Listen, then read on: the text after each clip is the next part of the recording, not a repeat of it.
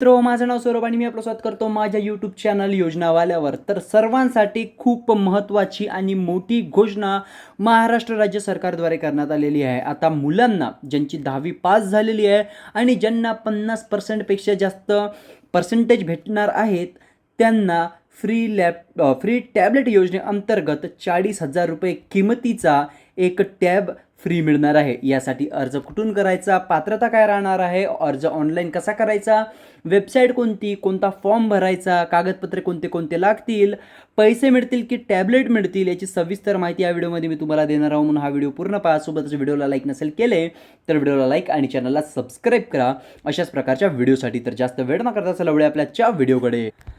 तर या योजनेचा GR सुद्धा जाहीर झालेला आहे. मी GR वाचून दाखवला असता, पण ऑलरेडी यूट्यूबवर खूप साऱ्या लोकांनी GRची माहिती टाकलेली आहे. तर आपण जे महत्त्वाची माहिती आहे तेच आपण या व्हिडिओमध्ये तुम्हाला सांगणार आहोत आणि नंतर अर्ज कसा करायचा तुम्हाला ते सांगणार आहोत.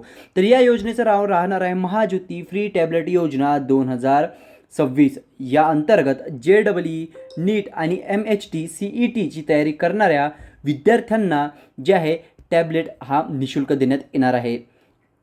यामध्ये फक्त फ्री टॅबलेटच नाही तर मोफत टॅबलेट तुम्हाला मिळेल. त्यासोबतच अखंड इंटरनेट म्हणजे दिवसाचं 6 GB इंटरनेट जे आहे विद्यार्थ्यांना मिळेल. 6 GB इंटरनेट पर डे राहणार आहे आणि महिन्याचं तुम्हाला रिचार्ज करण्यासाठी 500 रुपये DBTद्वारे थेट जे आहे जे विद्यार्थी आहेत त्यांच्या बँक खात्यांमध्ये DBTद्वारे महिन्याचे 500 रुपये रिचार्ज करण्यासाठी जे आहेत जमा देखील केले जातील. म्हणजे निःशुल्क टॅबलेट मिळेल, अखंड इंटरनेट मिळेल आणि त्यानंतर तुम्हाला ऑनलाईन प्रशिक्षणसुद्धा मिळणार आहे. म्हणजे तुम्हाला त्याच्याबद्दल ट्रेनिंगसुद्धा या टॅबलेट वगैरेवरून तुम्हाला ऑनलाईन पद्धतीनं दिल्या जातील. तर यासाठी आता अर्ज कोण कोण करू शकते, तर बघा, या योजनेसाठी अर्ज महाराष्ट्र राज्याचे कायमस्वरूपी असलेले विद्यार्थी करू शकते. ज्यांनी 2026मध्ये 10वा वर्ग उत्तीर्ण केलेला आहे तेच यासाठी पात्र असतील. जे 2025मध्ये 10वी पास झालेले किंवा त्याआधी झालेले आहेत ते यासाठी म्हणजे पात्र राहणार नाही. 11वा वर्ग म्हणजे आता तुम्ही 10वा वर्ग पास झालेले आहेत, 11वीमध्ये तुम्ही जर विज्ञान म्हणजे सायन्समध्ये जर ॲडमिशन घेत असेल तरच तुम्हाला या टॅबलेटचा लाभ मिळेल. जर तुम्ही कॉमर्स किंवा आर्ट्स घेत असेल तर तुम्हाला टॅबलेटचा लाभ मिळणार नाही. सोबतच ST, OBC, VJNT, NT या प्रवर्गातील जे आहे विद्यार्थी आहेत त्यांच्याकडे नॉन क्रिमिनल असणे आवश्यक आहे. ही गोष्ट मात्र लक्षात असू द्या. त्यानंतर या योजनेचा भाग जे आहे खूप सगळ्यात जास्त महत्त्वाचा आहे की जर तुम्ही शहरी भागातील असेल तर तुम्हाला कमीत कमी 70% असले पाहिजेत. जर तुम्हाला 70% असतील तरच तुम्ही योजनेसाठी पात्र आहे. 70%च्या खाली असेल तर तुम्हाला या योजनेचा लाभ मिळणार नाही. आणि जर तुम्ही 10वीत 60%च्या वर आणि ग्रामीण क्षेत्रातून आहे म्हणजे खेड्यागावातून आहे, ग्रामीण विभागातून येतात तर तुम्हाला 60% कमीत कमी असले पाहिजे. ही गोष्ट मात्र लक्षात असू द्या. त्यानंतर मित्र आता या योजनेसाठी अर्ज कसा करायचा, त्याआधीचे डॉक्युमेंट्स कोणते कोणते चला मी तुम्हाला सांगतो. डॉक्युमेंट्स करण्यासाठी सगळ्यात आधी तुम्हाला लागेल आधार कार्ड ओळखपत्र म्हणून आणि सोबतच तुमचं आधार कार्ड बँक खात्यासोबत लिंक असलं पाहिजे. त्यानंतर तुमचं कास्ट सर्टिफिकेट, जातीचा दाखला, त्यानंतर 10वीची जे मार्कशीट राहील. आता तुम्हाला ते तर तेवढं लवकर मिळणार नाही तर जे तुम्ही डिजिटली जे प्रिंट काढसाल तुम्ही ते सुद्धा तिथे देऊ शकता.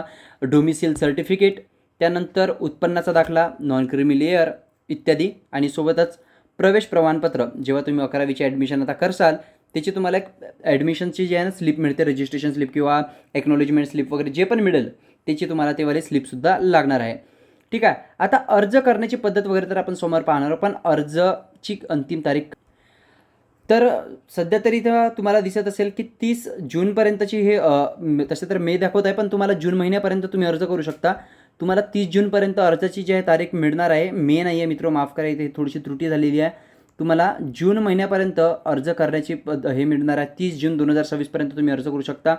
तर आणि हो, शेवटची तारीख वाढूसुद्धा शकते. वेबसाईटची लिंक तुम्हाला इथे दिसत आहे, मी सोबतच तुम्हाला हे डिस्क्रिप्शनमध्ये देऊन देईल. आणि जर अर्ज करण्यास तुम्हाला काही अडचण आली तर तुम्हाला हा हेल्पलाईन स्क्रीनवर दिसत आहे, याचा स्क्रीनशॉट घेऊन घ्या आणि तुम्ही इथूनसुद्धा हे करू शकता.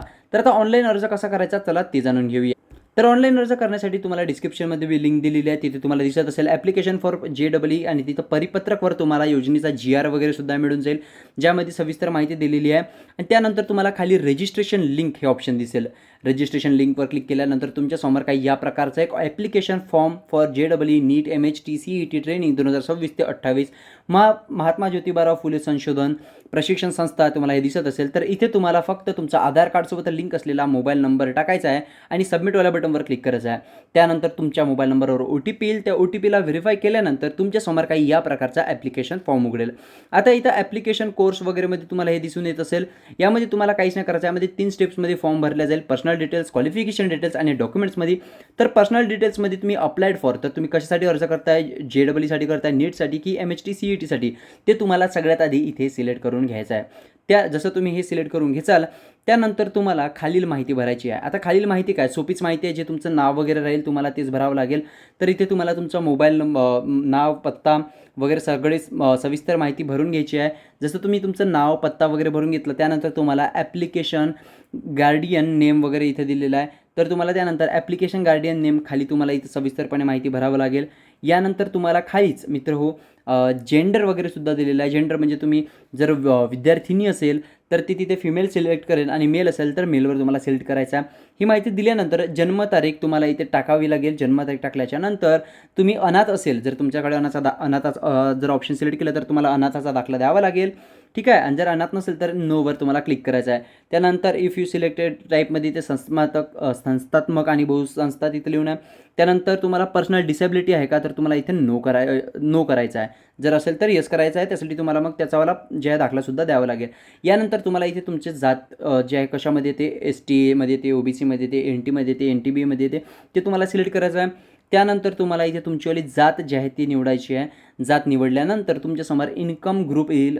ठीक आहे. जर तुमच्याकडे नॉन क्रिमिलर असेल तर नॉन क्रिमिलर द्या.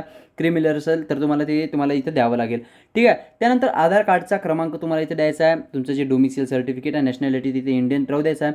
त्यानंतर डोमिसियलवर क्लिक करायचं आहे आणि त्यानंतर तुमचा इथे जिल्हा जे आहे निवडायचा आहे. जसा तुम्ही मित्र तुमचा जिल्हा निवडाल त्याच्यानंतर तुम्हाला इथे राज्यामध्ये तर ऑब्व्हियसली महाराष्ट्रच राहणार आहे. त्यानंतर रूरल आणि अर्बन यापैकी तुमचं जे ग्रामीण आहे की शहरी आहे ती सिलेक्ट करून घ्यायचं आहे आणि त्यानंतर तुम्हाला परमनंट ॲड्रेसचं ऑप्शन येऊन जाईल.